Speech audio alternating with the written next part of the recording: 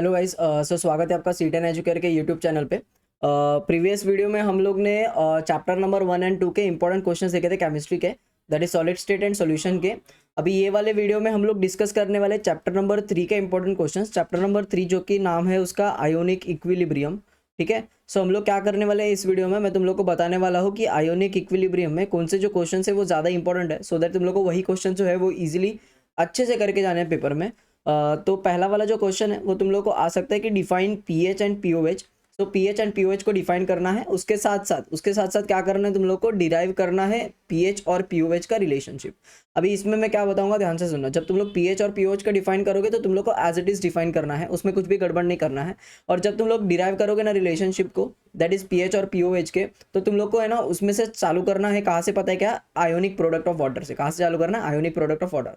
अभी तुम लोग बोलोगे sir ionic product of water क्या होता है, तो यहाँ पे सिंपल सा मैं अगर बता दूँ तो यहाँ पे तुम लोग H2O का मॉलिक्यूल लेते हो, दो मॉलिक्यूल लेते हो H2O का, और तुम लोग यहाँ पे तुम लोग को क्या मिलता है, यहाँ पे तुम लोग को मिलता है H3O प्लस मिलता है, प्लस OH माइनस मिलता है। ठीक है, और जब तुम लोग इसका, ठीक है, इसका क्या करते हो, इक्विलिब्रियम कांस्टेंट का वैल्यू लिखते हो, तो product upon reactant. So product क्या है तुम लोग का, H3O plus into OH minus, और डिवाइडेड बाय क्या रहने वाला है, H2O। अभी मेरे को बताओ H2O कितनी बार है सर, 2 बार है, तो ऊपर रेस्ट में 2 चला जाएगा। अभी ये जो H2O कांस्टेंट, ये जो H2O है ना कॉन्सेंट्रेशन, वो कांस्टेंट होता है। सो ये कांस्टेंट मल्टीप्लाई बाय ये कांस्टेंट क्या हो जाएगा, नया कांस्टेंट। नया constant is nothing but what, ionic product of water, and which is equal to H3O plus, और यहाँ पे आएगा तुम लोग का OH minus, and this 2 multiplication will be equal to 1 into 10⁻14। इसके बाद से तुम लोग का जो है वो पीएच एंड पीओएच का रिलेशन स्टार्ट होता है। सो तुम लोग को लिखना कहाँ से, तुम लोग को लिखना है यहाँ से। तो यहाँ से तुम लोग जब स्टार्ट करोगे तो बाद में तुम लोग का क्या आएगा, पीएच एंड पीओएच का रिलेशन आएगा। ओके, तो ये तुम लोग को लिखना है। देन उसके बाद नेक्स्ट वाला क्वेश्चन क्या पूछा जा सकता है, ये ज़्यादा ही ज़्यादा इंपॉर्टेंट है। इसके ऊपर ना तुम लोग को देखो, ये जो डेरिवेशन आएगा ना, इससे जो फॉर्मूला बनेगा ना, वो फॉर्मूला तुम लोग को उसके ऊपर न्यूमेरिकल्स भी आ सकता है। ठीक है, then what is mean by conjugate acid base pair. Conjugate acid base pair क्या होता है, सिंपल है। अभी मैं अगर सिंपल सा एग्जांपल लूँ तो समझो, फॉर एग्जांपल मैं यहाँ पे ले रहा हूँ NH3। क्या ले रहा हूँ मैं यहाँ पे, NH3। ठीक है, सो NH3 को जब मैं वाटर के साथ रिएक्ट करता हूँ, किसके साथ रिएक्ट करता हूँ, वाटर के साथ। ठीक है, तो अभी होगा क्या, देखो मेरे को तो यहाँ पे NH3 है। NH3 क्या है, NH3 is base. So base का कंसेप्ट क्या होता है, बेस क्या करता है, H प्लस को क्या करने वाला है, बेस जो है वो H प्लस को एक्सेप्ट करने वाला है।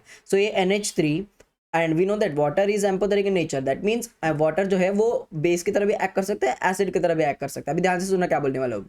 जब तुम लोग वाटर को, क्या बोल रहा हूँ मैं, जब तुम लोग वाटर को किसी बेस के साथ रिएक्ट करते हो तो वाटर एज अ एसिड की तरह बिहेव करता है, और जब तुम लोग वाटर को किसी एसिड के साथ रिएक्ट करते हो तो तुम लोग, वो वाटर जो है वो एज अ बेस की तरह काम करता है। ठीक है, तो यहाँ पे क्या है, यहाँ पे देखो ये NH3 है, NH3 क्या है, बेस है। तो मुझे बताओ अभी वाटर किसकी तरह काम करेगा, ऑपोजिट, दैट इज एसिड की तरह। तो एसिड का काम क्या होता है, H प्लस को डोनेट करना। वो जो H प्लस H2O से निकलने वाला है वो कौन लेने वाला है, NH3 लेने वाला है। तो NH3 ने जब H को ले लिया तो NH4 हो गया, और यहाँ पे प्लस चार्ज आ जाएगा क्योंकि नाइट्रोजन 3 बॉन्ड बनाता है और 4 बॉन्ड बना रहा है, मतलब वो लोन पेयर शेयर कर रहा है। प्लस H2O ने एक H प्लस जो है वो डोनेट कर दिया, तो यहाँ पे क्या बचा, OH माइनस बचा। ठीक है, अब यहाँ पे अगर तुम लोग देखोगे तो NH4 का कन्वर्जन, अभी ये क्या था मेरे को बताओ, ये था बेस था। ठीक है, ये H2O क्या था सर, ये H2O था, एसिड था। ठीक है, अभी मुझे बताओ ये NH4 जो है उसका कन्वर्जन वापस किस में हो जाएगा, NH3 में होगा। सो मुझे बताओ NH4 का कन्वर्जन NH3 में जब होगा तो वो क्या करेगा, H प्लस को डोनेट करेगा। सो यहाँ पे ये NH4 क्या करने वाला है, H प्लस को डोनेट करने वाला है। एंड डोनेट करने वाला मतलब वो क्या हो गया, कंजुगेट। क्या हो गया वो, कंजुगेट। कंजुगेट क्या हो गया, कंजुगेट एसिड हो गया। क्या हो गया, कंजुगेट एसिड। अब ये OH माइनस क्या करेगा, ये जो NH4 ने प्लस डोनेट किया ना H प्लस, उसको लेगा और किस में कन्वर्ट करेगा, H2O में कन्वर्ट करेगा। तो ये क्या हो जाएगा तुम लोग का, कंजुगेट। कंजुगेट क्या हो जाएगा, कंजुगेट बेस हो जाएगा। ठीक है, तो ये तुम लोग का हो गया क्या, what is mean by conjugate acid base pair. ठीक है, चलो नेक्स्ट है तुम लोग का डिसोसिएशन। नेक्स्ट है तुम लोग का dissociation of HCN is suppressed by addition of HCl। तो ये भी तुम लोग को आना चाहिए, ये भी एक इंपॉर्टेंट क्वेश्चन बनता है। Then derive the relationship between degree of dissociation and dissociation constant in weak electrolyte. Degree of dissociation मतलब अल्फा वगैरह के बीच में तुम लोग को क्या निकालना है, इक्वेशन निकालना है। Then calculate pH of 0.01 molar sulphuric acid.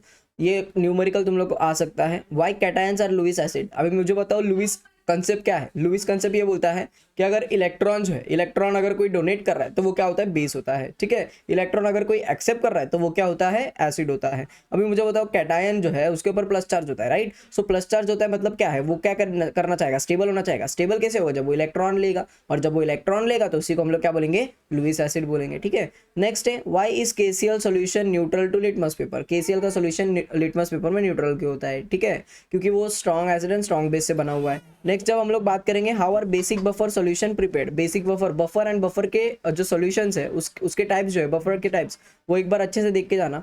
Then what are the types of electrolytes के दो टाइप्स होते हैं, ठीक है, एक है स्ट्रॉन्ग इलेक्ट्रोलाइट और एक होता है वीक इलेक्ट्रोलाइट, ठीक है। तो स्ट्रॉन्ग इलेक्ट्रोलाइट का कंसेप्ट क्या होता है, स्ट्रॉन्ग इलेक्ट्रोलाइट मतलब जब हम लोग इलेक्ट्रोलाइट को किसी भी एक एक्वियस सॉल्यूशन के अंदर डालेंगे, इन शॉर्ट उसको हम लोग वाटर के अंदर ऐड करेंगे, तो वो इलेक्ट्रोलाइट पूरी की पूरी तरह क्या हो जाएगा, डिसोसिएट हो जाएगा, ठीक है। तो उसको हम लोग क्या बोलेंगे, स्ट्रॉन्ग इलेक्ट्रोलाइट। लेकिन जब मैं वीक इलेक्ट्रोलाइट की बात करता हूँ तो वीक इलेक्ट्रोलाइट का केस जो होता है एक्जैक्ट ऑपोजिट होता है। मतलब क्या होता है, जब मैं उसको वाटर के अंदर डालूंगा, एक्वियस सॉल्यूशन के अंदर डालूंगा, तो बहुत ही स्मॉल अमाउंट में डिसोसिएट होने वाला है, ठीक है। तो दैट इज वीक इलेक्ट्रोलाइट, तो वो एक बार पढ़ के जाना। देन ऑसवाल्ड्स डाइल्यूशन लॉ, ये बहुत ज़्यादा इंपॉर्टेंट है, तो इसमें तुम लोग को weak acid and weak base दोनों के लिए पूछ सकते हैं, बहुत ही ज़्यादा इंपॉर्टेंट है। Describe auto ionisation of water, water का ऑटो आयोनाइजेशन भी इंपॉर्टेंट है। Describe in detail hydrolysis, hydrolysis मतलब क्या होता है, वाटर का ब्रेकडाउन इन शॉर्ट, ठीक है। Then what is buffer action, बोला ना मैंने तुम लोगों को, बफर वाला टॉपिक ज़्यादा ही ज़्यादा इंपॉर्टेंट है। टाइप्स ऑफ बफर के ऊपर क्वेश्चन आ ही सकता है, प्रॉपर्टीज ऑफ बफर सॉल्यूशन के ऊपर क्वेश्चन आ ही सकता है, ठीक है। नेक्स्ट है व्हाट इज एप्लीकेशन, ये ना तुम लोग करके जाओ, तुम लोग ना दिमाग में डाल दो, क्या डालना है तुम लोग को दिमाग में कि बफर हम लोग को बहुत ही अच्छे से करना है, ठीक है। फिर उसमें सब आ गया, बफर का क्या आ गया, सब आ गया, ठीक है। Then relationship between solubility and solubility product, जिसमें तुम लोग KSP के साथ डील करते हो, वो तुम लोग को आना चाहिए। What is ion, common ion effect, common ion effect भी इंपॉर्टेंट है, इसको मैं बताता हूँ तुम लोग को, 2 मार्क का क्वेश्चन तुम लोग का बनता है इसमें आयोनिक प्रोडक्ट का, ठीक है, कॉमन आयनिक इफेक्ट का। डन, तो ये हो गया तुम लोग का चैप्टर नंबर 3 का इंपॉर्टेंट। ये क्वेश्चंस को तुम लोग को अच्छे से करना है, इन डिटेल में करना है, क्योंकि इसी के ऊपर जो है वो ज़्यादा से ज़्यादा तुम लोग को पूछा जा सकता है। ओके, सो हम लोग अभी चलते हैं नेक्स्ट वाले चैप्टर के ऊपर, जो तुम लोग का है chapter number 4। Chapter number 4 is nothing but what, thermodynamics. क्या है चैप्टर नंबर 4, थर्मोडायनामिक्स, ठीक है। सो थर्मोडायनामिक्स में क्या याद रखना है तुम लोग को, थर्मोडायनामिक्स में सबसे पहले सिस्टम को डिफाइन करने के लिए आ जाएगा, सराउंडिंग को डिफाइन करने के लिए आ जाएगा, and write down the types of systems. So there are how many types of systems, कितने टाइप्स के सिस्टम्स है, 3 टाइप्स के सिस्टम्स है। एक है जिसको हम लोग बोलते हैं open type of system, second है क्लोज टाइप ऑफ सिस्टम, और थर्ड है तुम लोग का आइसोलेटेड सिस्टम। सो तीनों का तीनों जो है वो तुम लोग को आना चाहिए। अभी जो सिस्टम है, सिस्टम को हम लोग किसके बेसिस पे क्लासीफाई करते हैं, depending upon the exchange of heat and matter, ठीक है। तो अगर मैं यहाँ पे बोल रहा हूँ कि हीट यहाँ पे लिख रहा हूँ और यहाँ पे मैं लिख रहा हूँ मैटर, ठीक है। तो अभी मैं बोल रहा हूँ पहला वाला क्या बोला मैंने, पहला वाला बोला ओपन सिस्टम। तो ओपन सिस्टम में क्या होता है, हीट भी ट्रांसफर होता है, मैटर भी ट्रांसफर होता है। सेकंड मैंने बोला क्लोज्ड सिस्टम, तो क्लोज सिस्टम में क्या होता है पता है क्या, हीट ट्रांसफर होता है लेकिन मैटर ट्रांसफर नहीं होता है। थर्ड में क्या बोल रहा हूँ मैं, थर्ड में बोल रहा हूँ मैं आइसोलेटेड सिस्टम। क्या बोल रहा हूँ मैं, आइसोलेटेड सिस्टम। तो आइसोलेटेड में क्या होता है, हीट भी ट्रांसफर नहीं होता है और मैटर भी ट्रांसफर नहीं होता है, ठीक है। तो ये तुम लोग को पता होनी चाहिए, ओपन सिस्टम क्या होता है, क्लोज सिस्टम क्या होता है, एंड आइसोलेटेड सिस्टम क्या होता है। The next is state function and path function. State function and path function का सिंपल सा कंसेप्ट है। स्टेट फंक्शन मतलब जो पूरे स्टेट मतलब इनिशियल एंड फाइनल इन दोनों के ऊपर डिपेंड करेगा, बीच में कुछ भी कुछ हो रहा है उसको कुछ लेना देना नहीं है, ठीक है। बट उसके ऑपोजिट में, उसके कॉन्ट्रास्ट में जो पाथ फंक्शन है वो क्या बोलता है, मुझे जो है मुझे पाथ से लेना देना है। मतलब मैं इनिशियल स्टेप को कंसिडर नहीं करूंगा, मैं फाइनल स्टेप को कंसिडर नहीं करूंगा, मैं बल्कि पूरा जो पूरा पाथ है, पूरा जो पूरा उसका वे है उसको मैं कंसिडर करने वाला हूँ, ठीक है। तो वो होता है state function and path function. Then derive an expression for pressure volume work, PW work के ऊपर तुम लोगों को क्वेश्चन आता है, PV वर्क के ऊपर।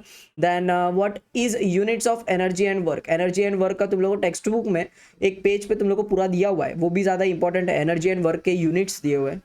Describe the concept of maximum work, ये ना तुम लोग का 3 to 4 मार्क्स का क्वेश्चन शॉर्ट बनता है, ठीक है। मैक्सिमम वर्क के ऊपर क्वेश्चन आता ही आता है, प्रीवियस ईयर्स में भी बहुत बार आ चुका है।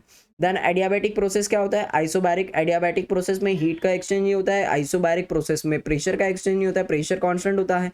आइसोकोरिक में वॉल्यूम कांस्टेंट होता है। रिवर्सिबल प्रोसेस क्या होता है, रिवर्सिबल प्रोसेस अगर मुझे शॉर्ट में एक्सप्लेन करना रहेगा तो मैं कैसे करूँगा, रिवर्सिबल प्रोसेस में अगर मैंने यहाँ पे एक कंटेनर रखा है और ऊपर से मैंने क्या किया है, ऊपर से मैंने एक पिस्टन लगाया है, क्या लगाया मैंने, एक पिस्टन लगाया, तो मैं इसको कौन सी डायरेक्शन में, नीचे की डायरेक्शन में फेंक रहा हूँ। तो मुझे बताओ नीचे की डायरेक्शन में जो फेंक रहा हूँ मैं एक्सटर्नल प्रेशर अप्लाई कर रहा हूँ, लेकिन मुझे बताओ ये जो अंदर की डायरेक्शन में, ऊपर की डायरेक्शन में भी एक यहाँ पे एयर है ना, तो ये एयर क्या करने वाला है, ऊपर की डायरेक्शन में पिस्टन को अपोज करेगा। तो ये अपोज करने वाला जो फोर्स है वो ऊपर की डायरेक्शन में है, ठीक है। तो इसको मैं बोल रहा हूँ, इसको मैं क्या बोल रहा हूँ, P एक्सटर्नल, मतलब बाहर वाला प्रेशर। और ये वाला क्या रहने वाला है, ये वाला तुम लोग का रहने वाला है इंटरनल प्रेशर। इंटरनल प्रेशर मतलब सिंपली क्या रहने वाला है, ये तुम लोग का अपोजिंग फोर्स रहने वाला है। क्या रहने वाला है, अपोजिंग फोर्स, ठीक है। तो मुझे बताओ ये ड्राइविंग फोर्स है, ये वाला कौन सा फोर्स है, ड्राइविंग फोर्स, ठीक है। ये वाला कौन सा फोर्स है, अपोजिंग फोर्स। तो सिंपल सा लॉजिक है, जब तक मेरा ड्राइविंग फोर्स ज़्यादा है तब तक ये नीचे जाएगा, लेकिन जैसे ही मैंने ऑपोजिंग फोर्स को थोड़ा सा बढ़ा दिया, ड्राइविंग फोर्स से मैंने ऑपोजिंग फोर्स को थोड़ा सा ज़्यादा बढ़ा दिया, तो ये ऑपोजिंग फोर्स क्या करेगा, ये पिस्टन को ऊपर की डायरेक्शन में ढकेलेगा। तो पहले डाउनवर्ड डायरेक्शन में आ रहा था, लेकिन अभी क्या हो गया, ऑपोजिंग फोर्स ज़्यादा होने की वजह से ऊपर की डायरेक्शन में चला गया। इसी को हम लोग बोल रहे हैं रिवर्सिबल प्रोसेस। क्या बोल रहे हैं इसको हम लोग, रिवर्सिबल प्रोसेस। ठीक है, तो ये तुम लोग को पूछा जा सकता है। Then next is what is thermochemistry. Thermochemistry क्या होता है वो पता करना पड़ेगा, डेफिनेशन इंपॉर्टेंट है इसका।